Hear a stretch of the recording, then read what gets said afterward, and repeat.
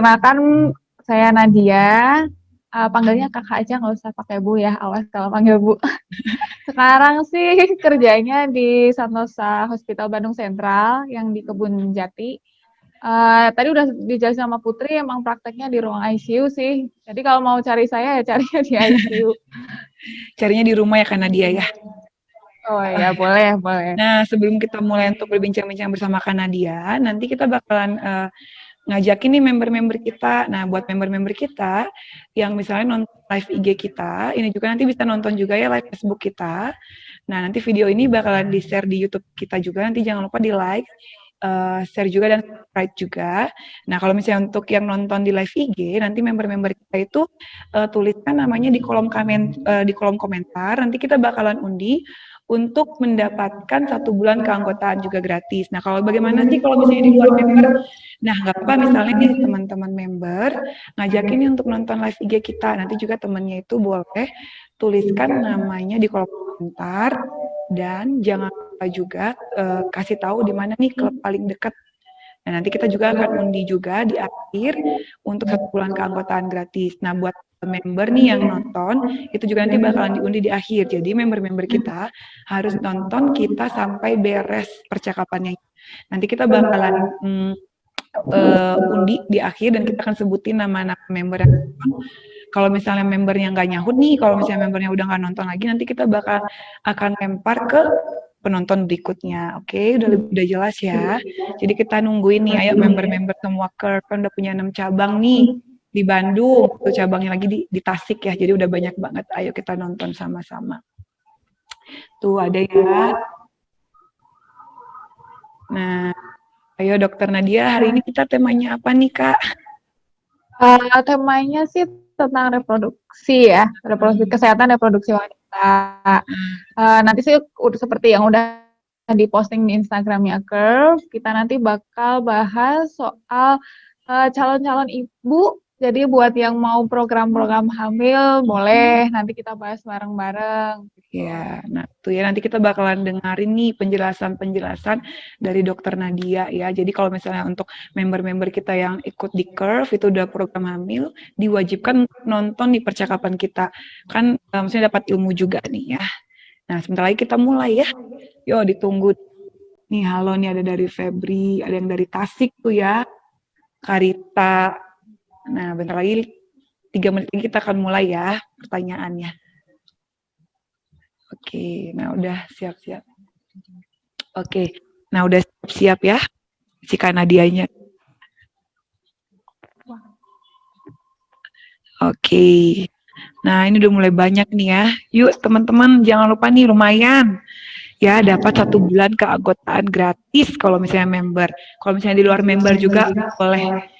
Nanti tuliskan namanya di kolom komentar. Kalau misalnya di luar member, tuliskan di mana klub paling terdekatnya. Nah, kalau misalnya member nih ngajakin temennya buat nonton live IG kita, nanti di screenshot aja tuh, buktiin ke kita, oh ini teman aku nih udah nonton, nanti kita akan undi juga untuk mendapatkan 1 bulan keanggotaan gratis. Ayo, kapan lagi bisa latihan gratis di Curve? Ya, nah aku pengen nanya dong, karena dia kira-kira udah berapa bulan sih join di Curve gitu? Kalau join di Curve sih aku mulai join sebenarnya bulan Maret. Cuman ya karena sempat ada pandemi, jadi ya sempat kepotong. Baru mulai aktif lagi bulan Juni ya. Tuh ya, ayo jangan mau kalah sama Kanadia. Kanadia dokter latihan di Curve. Jadi semuanya harus latihan di Curve ya. Ini ada udah yang ini ya. Nah, sekarang kita udah nih ya, mulai lagi untuk pertanyaannya dulu nih. Nah, mungkin aku ulang lagi deh ya untuk yang baru-baru gabung. Nah, untuk member kita yang nonton live IG kita, nanti kita akan undi di akhir untuk memenangkan 1 bulan keanggotaan gratis. Ya, kalau misalnya teman-teman di luar Curve, itu juga nanti kita akan undi lagi untuk memenangkan 1 bulan keanggotaan gratis dengan syarat jangan lupa komen kolom komentar namanya. Kalau di luar member, komen nama dan tempat yang paling dekat, misalnya Curve mana yang paling dekat, nanti kita akan undi juga. Oke. Nah, sekarang kita mulai pertanyaannya Kak Nadia ya. Oke, nah ini ada pertanyaan nih Kak. Misalnya nih, ketika seorang wanita ingin hamil, nah hal pertama apa yang direkomendasikan untuk dia lakukan? Seperti misalnya 6 bulan sebelum merencanakan untuk program hamil nih. Jadi apa sarannya dari Kak Nadia nih kira-kira? Jadi gini sih sebenarnya kalau misalkan kita itu mau program hamil itu sebenarnya nggak harus patokan sih harus kayak 6 bulan terus harus 1 bulan 2 bulan itu kita nggak ada patokan. Jadi semakin ini kita mempersiapkan diri kalau misalkan kita udah memasuki usia puber boleh tuh sebenarnya kita mulai nyiapin. Contohnya apa nih? Yang jelas kalau namanya wanita ya yang namanya yang mengaruhi istilahnya keberhasilan dalam program kehamilan atau kita nyebutnya sih kadang soal fertilitas ya, itu kan banyak faktor. Termasuk istilahnya usia itu juga penting. Jadi kalau misalkan usia masih sekitaran di 23, 2 sampai 30 masih aman, itu masih ya saya masih oke banget. Terus persiapan-persiapannya kayak apa nih? Sebenarnya simpel sih persiapannya. Yang jelas mulai dengan hidup sehat sebenarnya nggak cuma hamil, semuanya itu harus dimulai dengan hidup sehat. Hidup sehat caranya gimana? Pasti makan makanannya yang bergizi. Bergizi, selain itu kita juga perlu banyak makan yang mengandung buah-buahan dan sayur-sayuran juga, gitu.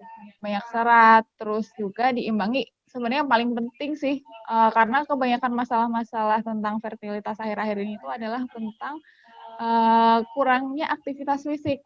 Jadi sebenarnya yang paling penting itu kalau menurut saya ya selama ini tuh adalah olahraga gitu.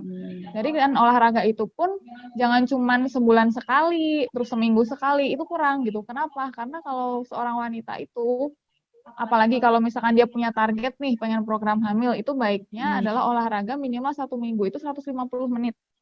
150 menit nggak yang langsung sekali seminggu langsung 150 menit enggak. Jadi nanti kita bagi jadi 30 menit. Jadi bagi aja. Berarti kalau 150 menit bagi 30 menit berarti berapa hari? Apa ya, Kak? Nah, kalau olahraga nih seminggu 150 menit. Tiap olahraga 30 menit. Berarti seminggu kita latihannya harusnya berapa? Minimal 3 kali seminggu. Minimalnya.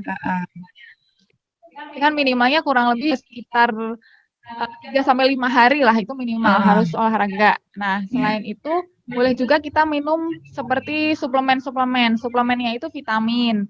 Vitamin bisa vitamin B, mulai vitamin C, terus kita nambah suplemen yang asam folat juga.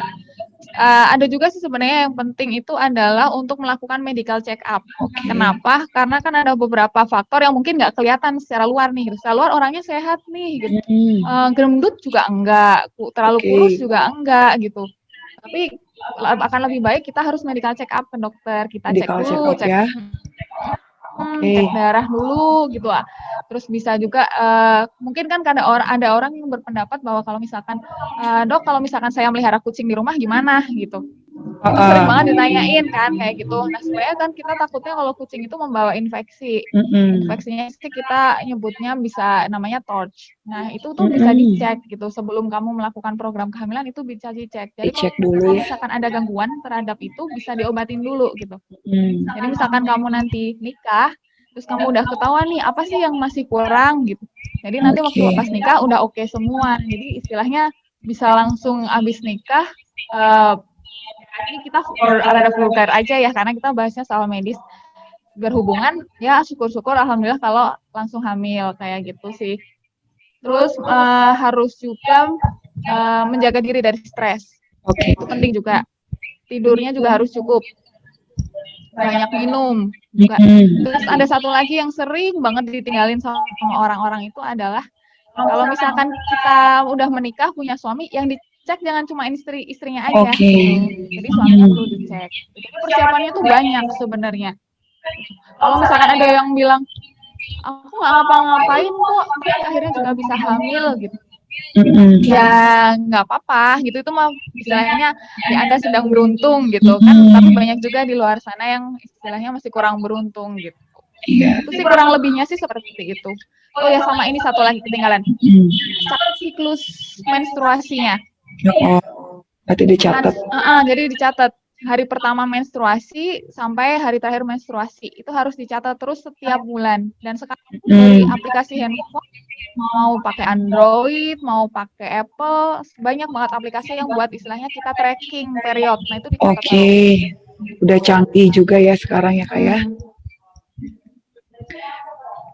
Berarti jangan lupa ya catat tanggal menstruasinya.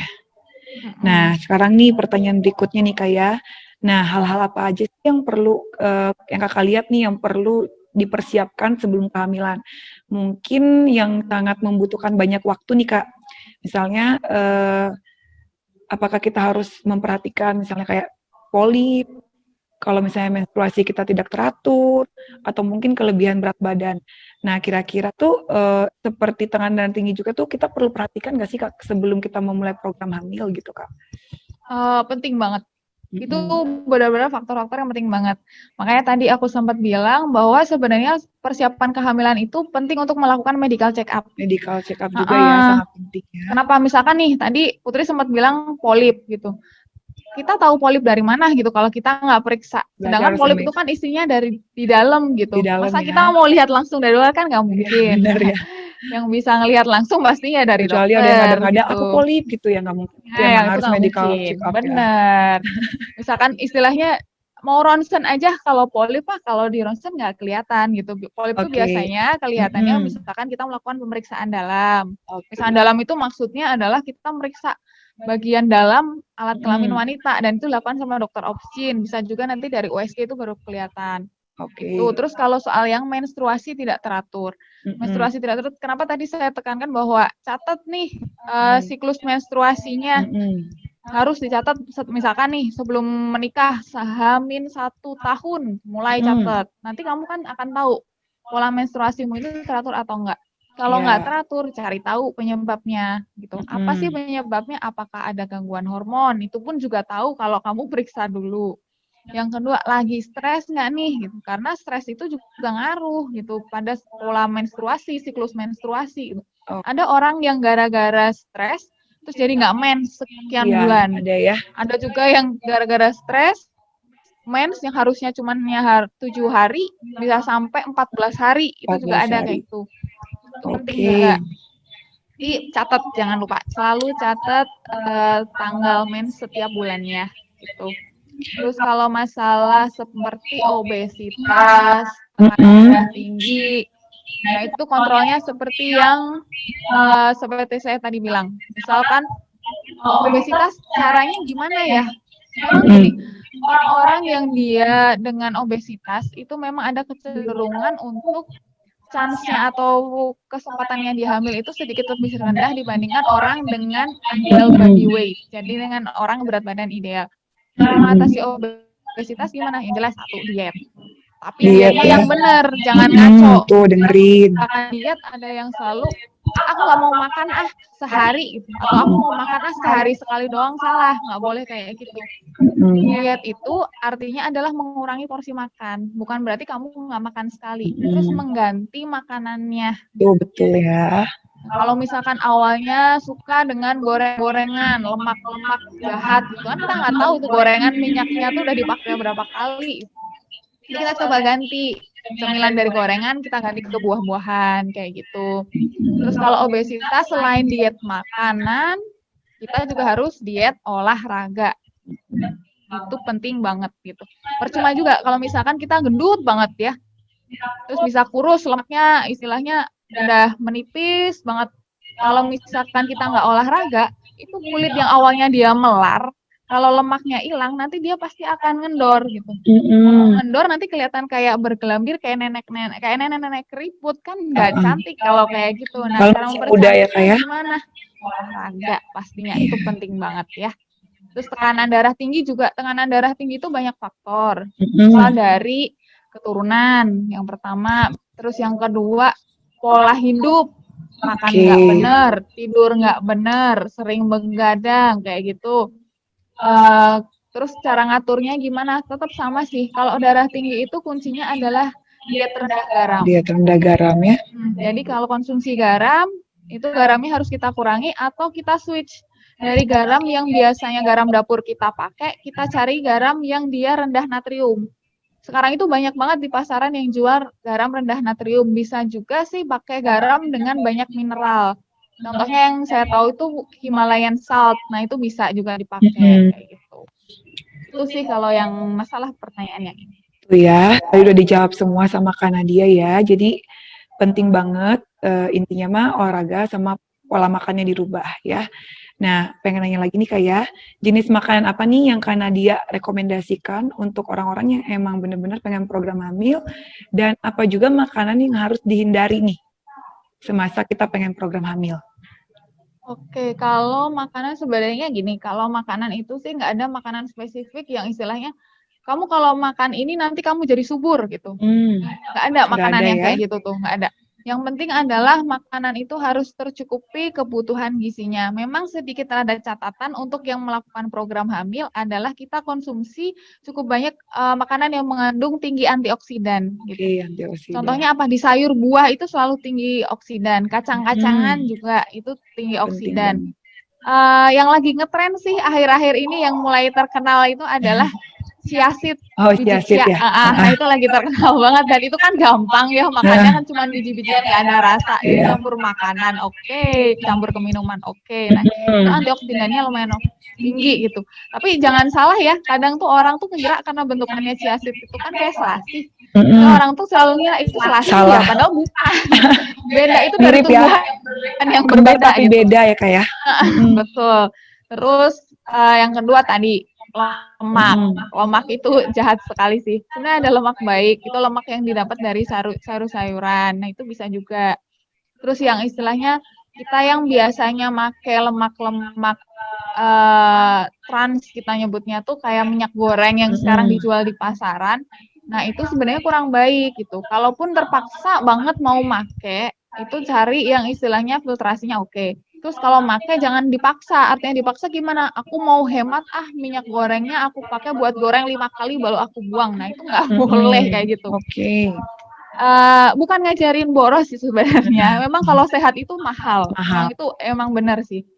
Nah, kalau misalkan dengan minyak goreng itu oke, kita pakai 1 kali, 2 kali gitu. Setelah itu buang. Walaupun kamu lihat oh warnanya masih jernih tetap aja sama aja. Terus bisa juga kita switch ganti dengan jenis minyak yang lain. Contohnya apa? Olive oil. Memang Olive oil budgetnya ya? buat beli olive oil itu pasti lebih gede daripada beli ini. Cuman ya investasi untuk kesehatan lah gitu. Terus untuk jenis makanan ya. Jadi kalau pada saat program kehamilan itu kita itu kan ada beberapa penyakit yang istilahnya sering banget kita temuin gitu pada wanita. Yang paling terkenal saat ini adalah PCOS atau Polycystic Ovarian Syndrome. Nah, kalau PCOS itu kita ngontrol makanannya itu penting banget gitu. Kalau pada PCOS itu kita khasnya apa? Karbohidratnya porsinya harus diturunin. Jadi kalau misalkan nih dalam 1 piring kamu biasanya nasi itu 50%. Nah, itu harus kamu kurangin. Kurangin Jadi ya? misal nasi 50%, sayur, lauk 50%, kurangin porsinya. Nah, nasinya dikurangin, misal jadi 25%. Sisa persenannya, misal 75%-nya sayur, Sayur ya? protein. Nah, seperti itu. Protein. Itu sih kurang lebihnya seperti itu. Kalau misalkan saya suruh nyebutin, Dok kalau makan ini oke nggak? Misalkan banyak makan. Dulu aku sempat ditanya soal kurma, soal buah suriat, soal banyak makanan-makanan. Sebenarnya nggak apa-apa sih kalau misalkan mau konsumsi itu. Cuman pesan saya adalah kalau misalkan konsumsi itu juga jangan terlalu berlebihan. Terlalu berlebih ya, karena segala sesuatu yang berlebih itu nggak baik ya Dok ya? Iya betul sekali Putri. Oke, nah kita lanjut lagi nih ya. Nah, saat wanita nih berjuang untuk hamil, masalah apa sih Kak Nadia yang biasa mereka temui nih? Sebenarnya gini, kalau masalah mah banyak ya pasti setiap Ya, orang banyak punya banget banyak ya. masalah. Cuman sebanyak yang saya tahu nih dari teman-teman gitu yang sering cerita, masalah yang sering mereka temui adalah sebenarnya pressure dari orang sekitar. Kenapa pressure? Jadi di Indonesia itu sukanya pada basa-basi tapi kayak basa-basinya tuh kadang nggak mikir Iya. gitu. Misal kayak kapan nikah gitu, terus nanti udah nikah, kapan kamu punya anak gitu, baru abis nikah ditanya, kapan kamu punya anak, udah isi atau belum, ini Pasti udah belum, pertanyaan itu sering nanti muncul pergi ya ke Kak ya? sana ditanya lagi gitu. Nah sebenarnya itu justru faktor memperberat. Kenapa? Karena itu akan memicu stres. Stres, ya. Betul, jadi banyak banget nih aku dicurhatin gitu. Aku sedih nih ditanya ke sini ke sana gitu, ditanyain udah punya anak belum, ini udah isi atau belum. Nah, itu tuh menambah stresor. Justru itu akan menghambat program hamil kita. Memang istilahnya ya kalau orang mau niat hamil beneran tuh harus kayak mental baja. Mental baja ya. Jadi cuek aja pikiran orang-orang tuh. Yang kedua sih, mungkin pada beberapa orang yang tadi saya bilang ya, sehat itu mahal.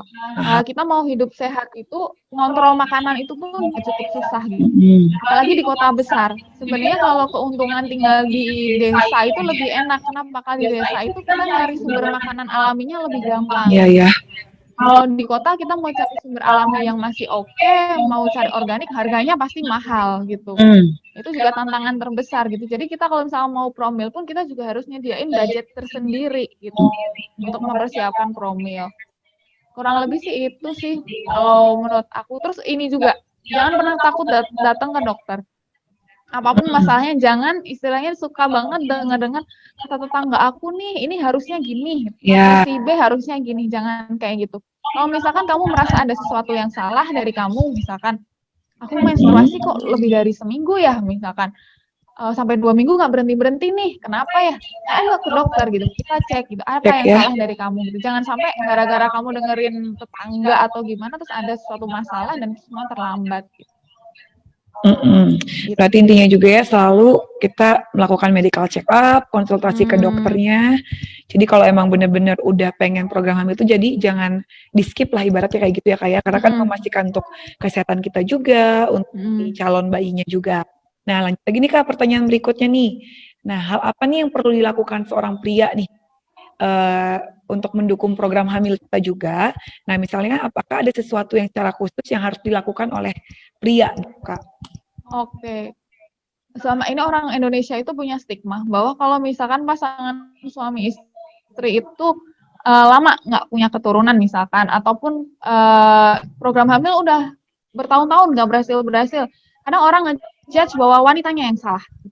Padahal belum tentu gitu. Bisa jadi faktor prianya yang ikut menyumbang. Gitu. Nah, cara taunya gimana?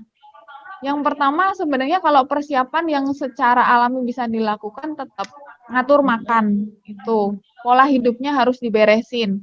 Jangan sering begadang, kurangin kafein, rokok apalagi itu coret nggak boleh sama sekali kalau misalnya mau program hamil. Yang ketiga kalau misalkan obesitas harus mulai diet, turunkan berat badan. Terus yang penting tetap saya selalu menekankan olahraga. Itu penting banget. Mau cewek, mau cowok, itu harus rutin olahraga minimal 30 menit seminggu 3 kali. Olahraga pun jenisnya terserah apa aja, tapi yang direkomendasikan adalah olahraga dengan jenis kardio. Jadi dia olahraganya aerob. Sesimpel lari itu tuh sebenarnya sudah aerob gitu. Jogging itu aerob. Jadi sebenarnya kalau misalnya mau olahraga murah pun bisa gitu. Lari-lari keliling komplek gitu juga bisa. Dan yang jelas sebelum persiapan hamil saran saya adalah cek sperma dari suami gitu. Jadi bisa cek sperma itu nggak harus kamu ke dokter dulu. Misal kamu ke laboratorium swasta gitu, saya mau minta cek sperma gitu. Boleh nanti di sana gitu. Nanti setelah kamu tahu hasilnya kan kamu biasanya ini apa nih nggak ngerti gue gitu. Ya udah, nah setelah ada hasilnya kamu baru ke dokter. Nah itu bisa. Ke dokternya ke dokter mana? Boleh ke dokter kandungan, boleh ke androlog, nah itu juga boleh. Atau misalkan mau cari first opinion dulu nih, mau ke dokter umum terdekat, itu juga boleh. Oke, jadi di sini mah dihimbau ya untuk para suami-suami di luar sana, suami member kita, jadi emang kesalahannya itu bukan dari si cewek juga ya, bisa juga dari si cowoknya. Jadi emang harus kerjasama pokoknya. Jadi harus kerjasama, kalau pengen punya baby tuh harus kerjasama. Nah kayak untuk cowok-cowok juga tadi didengerin tuh pesannya, kalau misalnya lagi program hamil, yang paling penting tuh hindari merokok, kafein, dan begadang. Jadi sama-sama ngedukung untuk program hamilnya. Oke, nah berikutnya nih Kak, nah bagaimana nih kesehatan tiroid berperan dalam kehamilan kira-kira Kak Nadia? Soal tiroid, jadi gini, kita harus tahu tiroid itu organ apa dulu sih gitu. Tiroid itu adalah satu organ dalam tubuh yang dia itu nanti fungsinya mengeluarkan hormon-hormon. Yang mana utamanya hormon yang dikeluarkan tiroid itu dia utamanya mengatur metabolisme dalam tubuh yang pertama. Putri tahu nggak kira-kira tiroid ada di mana?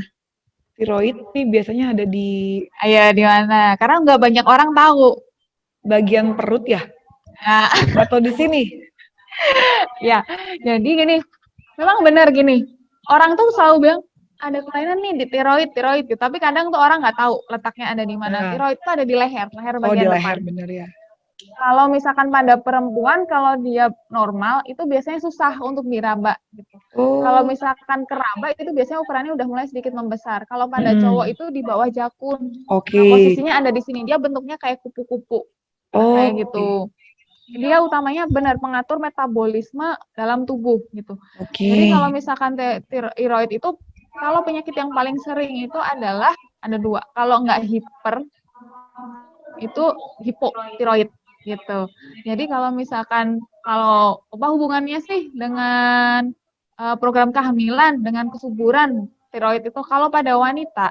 Jadi si tiroid ini selain dia mengatur metabolisme tubuh, dia itu juga hormonnya berfungsi untuk membantu ovulasi. Membantu ovulasi jadi Anda hormonnya itu tuh punya reseptor. Reseptor itu istilahnya tempat dia nempel itu di organ penghasil sel telur atau kita menyebutnya dari ovarium. Nah, dia nanti akan Hmm. membantu proses ovulasi. Kalau Oke. misalkan si hormonnya itu terlalu rendah atau kurang, otomatis yang nempel ke ovarium kan jadi lebih sedikit gitu. Kalau Mm-mm. lebih sedikit, ovulasinya pasti nggak efektif. Kalau ovulasinya nggak efektif, telurnya yang keluar juga nggak bagus, ya pasti terganggu gitu. Kalau telurnya nggak bagus, misal spermanya bagus, ketemu yang nggak akan bisa jadi gitu. Karena kalau misalkan keberhasilan konsepsi atau istilahnya kehamilan, pembuahan itu adalah ketika telur oke, si spermanya juga oke. Di sisi lain kalau si hipotiroid itu dia itu kan gejalanya gini. Jadi kalau misalkan tanya nih, Dok, apa gejalanya sih kalau misalkan kita mengalami hipotiroid karena yang memang paling sering menyebabkan gangguan pada program kehamilan itu kan yang hipo, yang kurang gitu. Itu ciri-cirinya gimana? Kalau hipotiroid itu ciri-cirinya yang pertama, dia berat badannya naik Hmm. gitu. Jadi orang-orangnya tuh cenderung gendut yang pertama. Terus yang kedua itu kalau hipotiroid dia penurunan nafsu makan. Jadi kadang tuh makannya dikit, tapi kok aku cepet gendut ya Mm-mm. gitu. Itu juga bisa jadi salah satu pertanda hipotiroid. Terus dia gampang capek. Terus Hmm. kalau misalkan dia dalam suhu dingin dia nggak kuat. Jadi dingin misalkan nih aku sama kamu, misalkan amit-amit nih, amit-amit, aku ada Amit-amit. hipotiroid gitu. Hmm. Kita ada di suatu ruangan dengan suhu 16 derajat misalnya. Nah, Putri tuh biasa aja dengan 16 derajat, ya Hmm. oke lah dingin. Tapi aku tuh bener-bener ekstrim kedinginan. Nah, kayak gitu. Itu ciri-cirinya. Oke. Kulit kering, terus ada rambut rontok juga, Hmm. orangnya cepet ngantuk, emosinya Aduh, labil, jangan-jangan terus aku sering nggak sering bercanda. lupa, Serang lupa. Aduh. konsentrasi susah, Hmm. terus sampai kayak eh, gangguan menstruasi itu juga salah satu Mm-mm. tanda hipotiroid. Cuman kadang orang tuh kan selalu kayak gitu ya, abis dikasih Ya, tahu gejalanya terus, aduh kok kayak aku, kok kayak aku, kayak aku. Nah, pastiinnya gimana? Ya kita harus dicek cek dulu lagi ke dulu, dokter cek ya. apa? Cek darah. Lalu balik Betul, ke cek dulu. dokter. Soalnya nanti kalau kamu mau ngecek tiroid nih, ke lab beda sama kayak cek sperma. Nanti kamu bingung karena pilihannya banyak gitu. Ya benar. Daripada kamu ngabisin duit nggak tahu mana yang pas, tanya ke dokter, Mm-mm. dok saya mau cek, mau yang cek yang mana ya? Karena memang kalau cek hormon tiroid itu harganya nggak murah gitu. Hmm. Gitu sih kurang lebihnya. Jadi kalau misalkan ada orang dengan gangguan tiroid pasti akan mengganggu sih pada Mm-mm. program kehamilannya. Oke, nah udah jelas ya tuh didengerin tuh. Jadi kalau misalnya nih ada seseorang berat badannya tuh susah banget turun, udah olahraga, udah diet, udah segala macam. Nah, kita anjurin untuk ngecek si kelenjar tiroidnya dia ya. Nah, begitu Mm-mm. juga untuk orang-orang yang emang ngerasa gampang kedinginan. Kedinginan karena cuaca ya, beda dengan yang gimana gitu ya. Dianjurin juga untuk ngecek juga ke dokter biar lebih jelas dan lebih akurat. Jadi jangan menerka-nerka, ibaratnya kayak gitu ya. Nah, kita lanjut lagi nih. Kak, kekhawatiran apa sih seputar darah tinggi yang kita khawatirkan banget saat hamil, ibaratnya kayak gitu, Kak? Memang gini, hipertensi itu mau dalam segala bidang itu berbahaya ya. Kalau Berbahaya ya? hipertensi bisa jadi sakit jantung bisa, hipertensi Mhm. stroke bisa. Hipertensi pada kehamilan pasti berbahaya. Kenapa? Kenapa hipertensi bisa berbahaya? Karena hipertensi itu kalau misalkan terjadi pada saat kehamilan itu akan menambah kemungkinan ibu hamil itu mengalami sakit yang namanya eklamsia.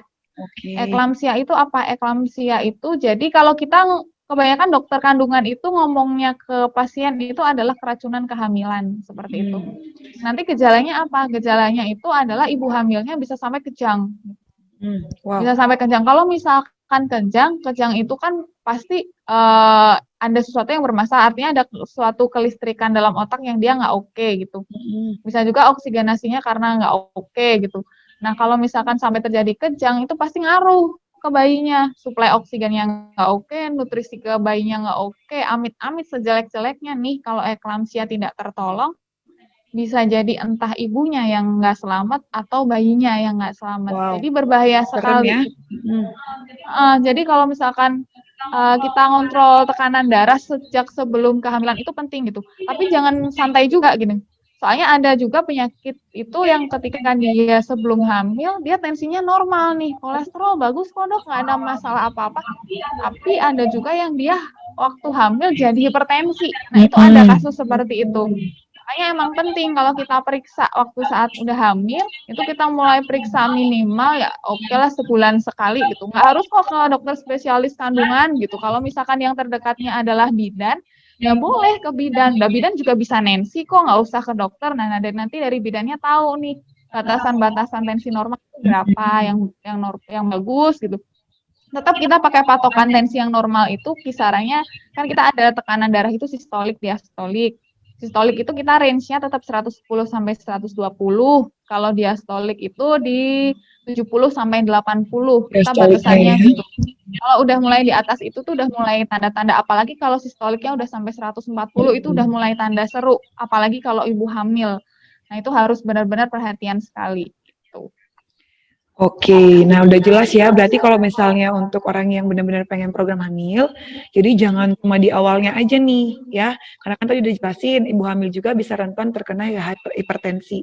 Jadi emang penting banget di awal ingin program hamil dan di saat lagi hamil juga harus selalu konsultasi ke dokter ya untuk ya maksudnya kita bisa tahu nih kita tuh sedang berada di mana saat ini gitu ya. Nah kita lanjut lagi nih, ada pertanyaan lagi nih, misalnya nih di atas usia nih 35 tahun dia tuh pengen hamil. Nah apa sih dia dianjurkan sama Kanadia kepada seseorang itu dan mempertimbangkan hal apa kalau misalnya dia di atas 50 tahun ingin hamil gitu Kak kira-kira? Jadi gini ya, sebenarnya kehamilan itu memang kita sarankan itu di usia-usia mulai dari antara 20-an sampai 30. Kenapa? Karena gini, kita itu kan setiap wanita itu dikasih sel telur gitu. Sel telur itu pada saat si bayinya masih dalam perut nih, bayi cewek, dia itu punya sel telur kurang lebih sekitar 6 sampai 7 juta sel telur gitu. Nanti waktu lahir dia tinggal 1 sampai 2 juta. Nah, yang sisanya kemana? Nah, itu sisanya tuh bisa diabsorpsi sama tubuh. Nanti di usia pubertas, di usia ya yang tadi saya bilang teenager belasan tahun sampai 20-an tahun itu dia tinggal 300 sampai 500 ribu. Terus kalau misalkan dia udah menginjak usia 35, 37, itu telurnya itu tinggal 25 ribu. Nah, usia 51 nih, itu telurnya tinggal 1000. Jadi artinya apa? Kalau misalkan mau program kehamilan, sebaiknya usianya lebih baik kurang dari 37, antara 20 sampai 37 gitu. Karena di atas 37 itu ada sih yang memang beberapa literatur yang menyebutkan batasannya itu 35. Tapi saya ngambil batas 37 itu sumbernya dari Ikatan Dokter Obstetrik di Amerika, ngambilnya 37 gitu. Nah, itu adalah usia yang paling oke maksimal nih segitu. Karena apa? Di atas usia 37, kualitas telurnya itu pasti juga akan turun. Di atas usia 37, itu resiko-resiko seorang wanita untuk menderita penyakit yang lain itu makin tinggi. Misal contohnya apa? Resiko untuk miom, resiko untuk endometriosis. Endometriosis itu penebalan abnormal dinding rahim. Terus bisa jadi penyakit tuba gitu. Terus bisa jadi ada risiko untuk mengalami gangguan kromosom pada bayi gitu. Jadi ada risiko bayi-bayinya itu lahir dengan Down syndrome gitu. Kalau Down syndrome itu orang-orang kadang ngelihatnya nyebutnya autis kalau misal orang awam tapi sebenarnya mah beda gitu. Memang itu penyebab utamanya ada gangguan dari kromosom, memang gangguan genetik. Nah, itu resiko-resikonya itu makin tinggi kalau di atas usia 37 tahun. Nah, kalau pengen hamil sekarang nih usianya udah mepet 35, 36 gitu. Saya caranya gimana ya? Saya tetap harus pesan bahwa datang ke dokter obstetrik terdekat. Tetap ya. Harus dicek gitu. Kalau misalkan ada yang bilang, saya pengennya ke bidan. Kalau perlu catatan sih, kalau misalkan untuk program hamil, saya sarankan memang ke dokter kandungan gitu. Kenapa? Karena kan kita punya batasan kompetensi ya gitu. Jadi kalau misalkan mau hamil di atas usia itu, oke, datang ke dokter kandungan, kita konsultasikan apa ada masalahnya, nanti kita atasin bareng-bareng. Ada yang tanya, boleh nggak sih kalau hamil di atas usia 37? Boleh gitu. Boleh Orang ya? istilahnya Iya. ada juga kok yang lahiran di usia 42 gitu juga masih ada gitu. Cuman nanti perhatiannya, kehati-hatiannya itu nanti selama kehamilan ataupun nanti pada saat proses melahirkan itu perlakuannya nanti akan berbeda. Oke. Jadi untuk orang-orang nih yang pengen hamil di atas usia 37 tahun sebenarnya boleh ya. Tapi intinya dia emang harus kontrol terus karena emang perlakuannya lebih beda dari orang-orang yang di bawah usia 37. Dan mungkin juga emang harus kontrol banget ke si dokternya juga. Intinya mah balik lagi selalu kontrol ke dokternya ya. Nah, ada pertanyaan lagi nih ya Kak. Kita juga kan udah melihat ya banyak banget wanita-wanita yang berolahraga di curve terus tiba-tiba tuh hamil. Banyak banget ya. Di curve manapun juga udah banyak lah ya. Nah, menurut Kak Nadia nih, bagaimana sih kontribusi olahraga untuk membantu program hamil? Penting banget ya, selain makanan, olahraga itu penting banget. Itu nomor antara ranking 1, ranking Ranking 2 lah, 1, 2 dua ya. hal itu gitu. Kalau masalah olahraga, sebenarnya tetap saya tadi bilang olahraganya kita fokusnya ke jenis olahraga yang aerob. Nanti jenis-jenis olahraga kan olahraga itu sebenarnya ada dua jenis, aerob dan anaerob. Nah, contohnya kalau misalkan aerob itu jenis-jenis olahraga kardio. Senam itu sebenarnya juga bisa aerob, lari, jogging, renang gitu juga jadi aerob. Kalau yang anaerob itu apa? Anaerob itu kalau intensitasnya tinggi gitu. Kalau misalkan lari, kalau lari jogging itu masih oke. Tapi kalau larinya udah sprint, nah itu udah masuknya ke anaerob gitu. Terus kalau lari, intinya gini, olahraga dengan tempo yang terlalu cepat itu nanti jatuhnya dia ke anaerob. Gitu. Misalkan kayak contohnya sesimpel badminton gitu. Badminton kan dia ritmenya cepet banget. Gitu.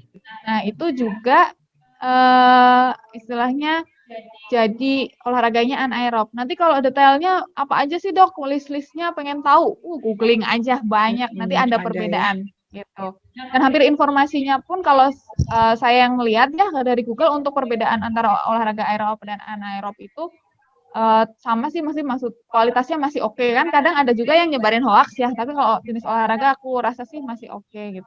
Terus kalau masalah olahraga itu yang poin pentingnya adalah konsistensi. Kalau Betul. misalkan olahraga cuman minggu ini pengen olahraga hari Minggu dah gitu. Terus nanti minggu depan olahraga lagi enggak nanti minggu depannya lagi jangan kayak gitu gitu.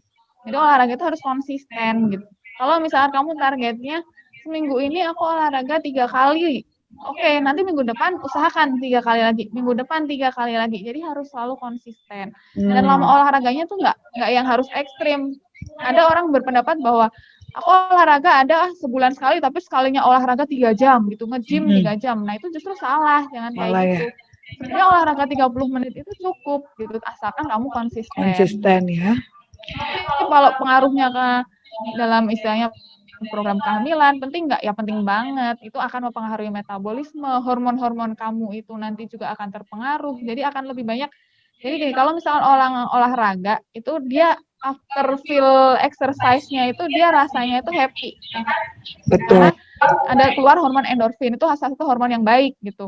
Nanti kalau misalkan kamu habis olahraga, semuanya misalnya oke lah gitu. Itu sih. Oke, jadi bener ya. Di sini juga banyak banget nih member-member yang saat hamil juga tuh dia olahraga. Jadi pas proses melahirkan tuh dia ngerasa ya dia lebih lancar untuk melahirkan dan dia juga ngelahirin anak-anak yang lebih sehat ibaratnya kayak gitu. Nah, di sini juga kan di Curve itu kan di Indonesia tuh baru ada 6 klub ya. Jadi kan tadi juga karena dia udah ngasih tahu nih olahraga apa aja gitu ya. Bisa juga kayak tadi apa sih Kak? Kardio sama apa Kak? Latihan-latihannya. Jenisnya tuh aerob aja. Aerob Nyebutnya aja ya. adalah olahraga aerob. Itu jenisnya banyak banget. Nanti Banyak terserah ya. maunya mau Boleh apa. di-searching di Google juga ya tadi ya. Nah, udah jelas ya. Nah, aku pengen tanya lagi nih Kak. Bagaimana sih stres itu mempengaruhi kehamilan? Nah, itu seperti yang udah aku bahas di depan ya. Stres itu mungkin sebenarnya yang kemarin udah dibahas ya di sesi podcast sebelumnya masalah stres. stres itu pengaruhnya buruk banget. Apalagi stres itu jelas memacu satu hormon tuh namanya hormon kortisol. Kortisol. Itu hormonnya, itu hormon jahat. Artinya apa? Dia akan mempengaruhi banyak hal, mengganggu metabolisme. Yang harusnya metabolisnya bagus, misal ada lemak harusnya diolah, nanti jadi bentuk lain, jadi energi gitu. Karena kalau misalkan hormon stresnya itu terlalu tinggi, metabolismenya terganggu, lemak yang harusnya terolah itu nanti bakal nggak terolah dengan baik. Jatuhnya apa? Jatuhnya terjadi penumpukan seperti itu. Ya.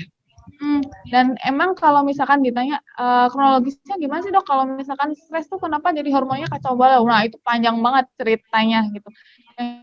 Jadi memang udah ada beberapa penelitian yang membuktikan bahwa ketika seseorang stres itu banyak sekali kadar-kadar hormon baik dalam tubuh yang dia fungsinya selain misalkan ini kan kunci untuk istilahnya program hamil ya gitu. Itu dia akan terganggu juga yang harusnya dia ngeluarin cukup banyak, ngeluarinnya jadi dikit atau yang harusnya ngeluarinnya dikit jadi istilahnya ngeluarinnya lebih banyak gitu.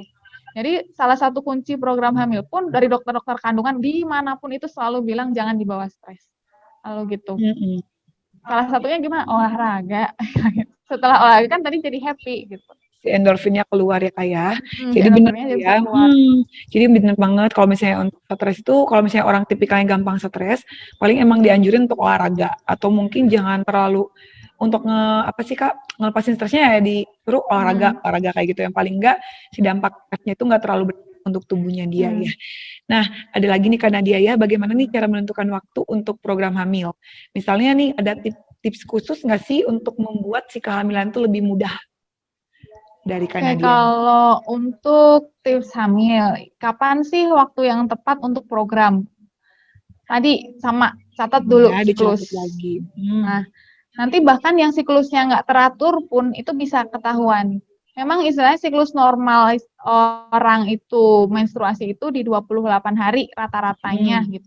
Maksimalnya ada yang menyebut sampai 35 hari itu masih oke batas siklusnya. 28 hari itu gimana? Jadi kan kadang ada orang yang beranggapan bahwa kalau hari ini aku mens tanggal 6 berarti bulan depan aku harus tanggal 6 lagi gitu misalkan. Nah, itu kalau dari tanggal 6 ke 6 itu siklusnya 30 hari gitu. Nanti kalau misalkan dok saya mensnya selalu maju, ya nggak apa-apa kalau majunya kurang lebih cuma 2 hari, ya itu siklus 28 hari, nah itu oke. Terus waktu yang tepat gimana, kapan?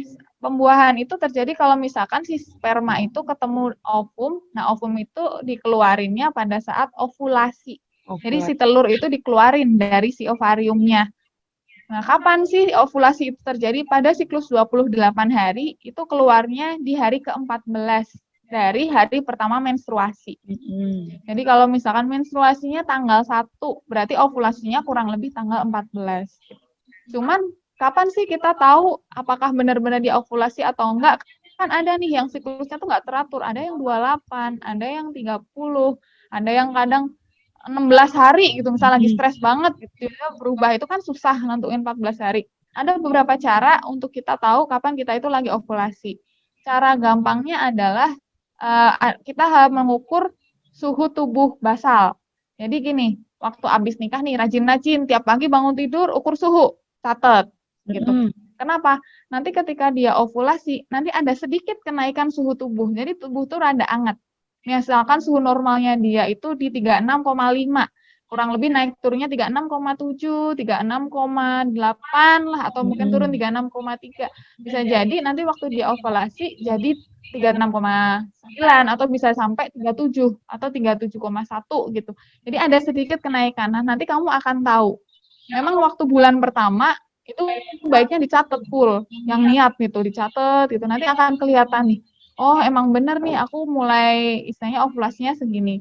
Yang kedua, ada ciri-cirinya juga gitu waktu ovulasi. Apa ovulasi? Jadi kan kita itu kadang dari wanita itu kan keluar semacam sekret ya dari vagina. Nah, kadang waktu ovulasi itu dia akan mengeluarkan sekretnya warnanya bening gitu.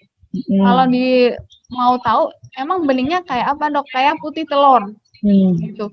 Putih telur, dan itu pun kalau misalkan dipegang, waktu dipegang pegang gini, dilengketin kedua jari, ketika dia panjangin kayak gini, dia nanti akan masih tetap kontak gitu. Jadi kan kalau misalkan dia nggak subur, ketika ditarik gini nanti dia akan putus. Tapi kalau dia pas lagi masa subur, pas ditarik ini dia masih akan tutup. Nah, itu salah satu cara untuk mengetahui ovulasi atau enggak. Dan ada satu lagi, jadi ada alat bantu tes ovulasi. Bentuknya semacam test pack kayak gitu sih. Kalau test pack kan buat tahu dia hamil atau enggak. Kalau ini untuk mengetahui dia lagi ovulasi atau enggak. Cara kerjanya gimana? Jadi kalau misalkan ovulasi itu ada satu jenis hormon namanya hormon LH, itu dia akan naik. Nah, si alat tes ini mendeteksi si hormon LH-nya ini. Nanti kalau hormon LH-nya itu udah mulai naik, nanti akan kedetek dari alatnya. Nanti kamu tahu, oh ovulasinya segini. Cuman memang itu tesnya nggak bisa sekali gitu. Kalau enggak kan nggak mungkin. Mungkin pas lagi hari ini ngecek, oh belum nih, besok harus cek lagi. Atau 2 hari harus cek lagi, harus kayak gitu sih. Gitu.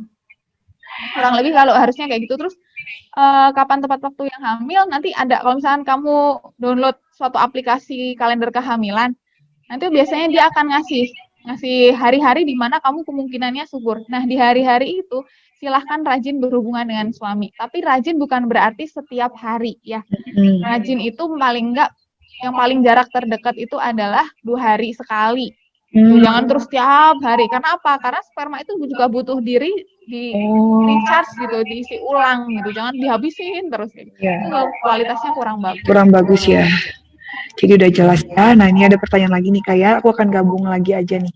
Nah, misalnya nih ada seseorang nih, dia udah mencoba semua pengobatan alami juga. Nah, misalnya ada anjuran nggak sih treatment apa yang baik nih untuk seseorang yang masih berjuang dengan kesuburan? Terus seberapa mahal sih treatment tersebut?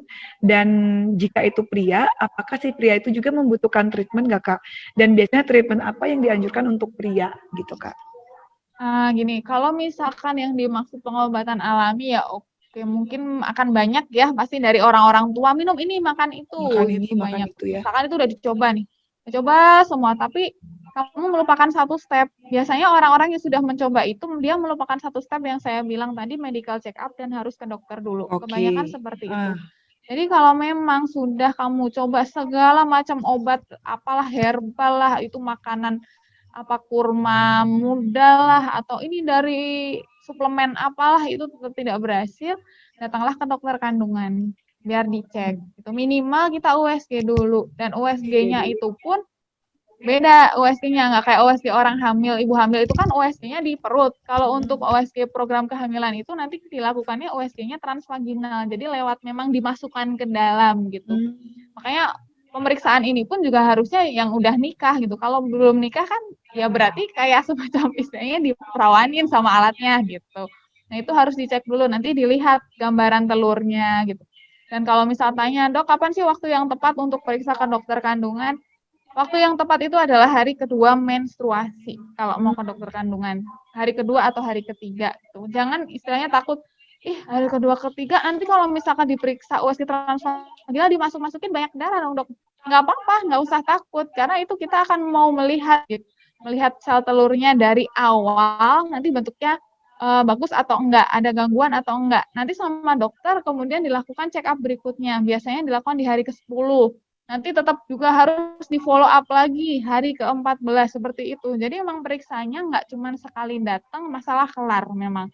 Jadi emang harus berkali-kali datang, baru nanti kita ketemu masalahnya. Belum lagi cek-cek tadi yang kayak saya bilang, cek darah, terus bisa juga ada pemeriksaan, kalau perempuan itu ada pemeriksaan HSG. HSG itu hysterosalpingografi, itu kita buat ngelihat keutuhan dari bentuk alat kelamin bagian dalam gitu. Alat reproduksi wanita. Nah, di alat reproduksi wanita itu kan di bagian uterus, di sampingnya itu kayak ada selang. Kalau dulu kita belajar IPA, kayak ada pipa. Nah, pipanya itu adalah tuba fallopian namanya. Nah, itu adalah tempat di mana dia terjadi pembuahan. Tempat terjadi pembuahan artinya dia adalah tempat di mana sel telur bertemu dengan sperma. Nah, kondisinya itu juga harus dipastikan bagus. Nah, cara memastikannya tadi diperiksa namanya HSG, karena kita akan melihat keutuhan si tubanya. Karena ada beberapa wanita itu ada gangguan dengan tuba, bisa juga tubanya macet, atau misalkan tubanya itu ada yang sempat pada kasusnya nggak tumbuh gitu. Nggak tumbuh artinya apa? Nggak sempurna tumbuhnya. Nah, kalau misalkan jalan lewatnya aja nggak sempurna, nggak bagus, ya gimana mereka mau ketemu? Nah, kayak gitu. Oke, nah udah jelas ya teman-teman, member-member.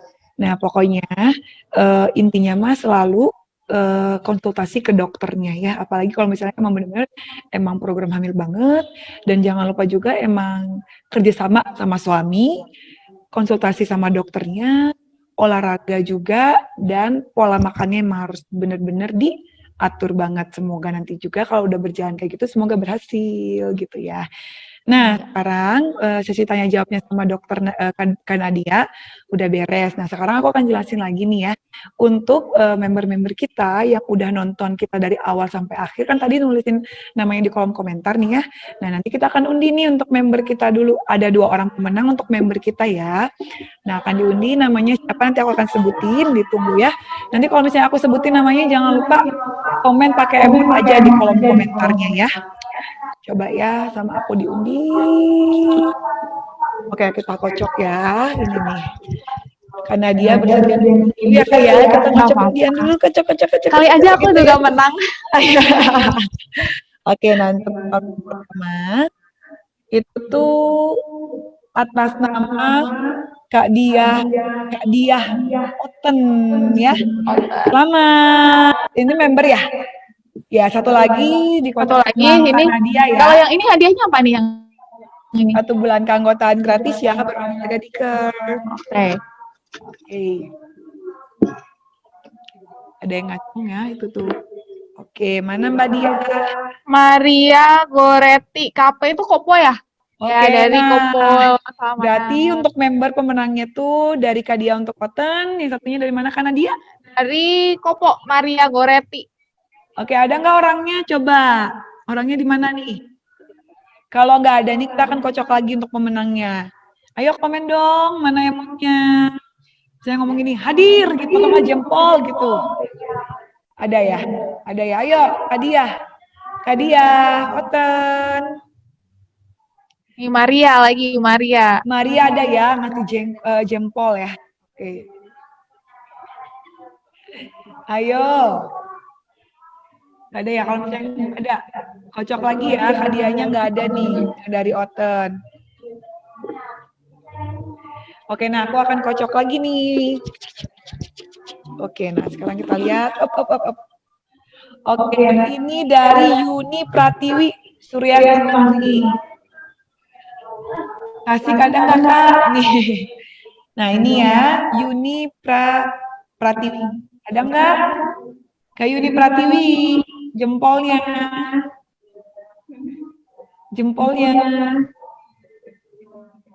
Kita hitung ya, 1, 2, 3, 4, 5. Nggak ada ya, kita akan kocok lagi. Ya. Oke. Priliana TM.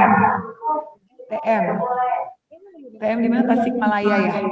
Oh ini, Priliana Tasikmalaya. Oh yang tadi yang komennya.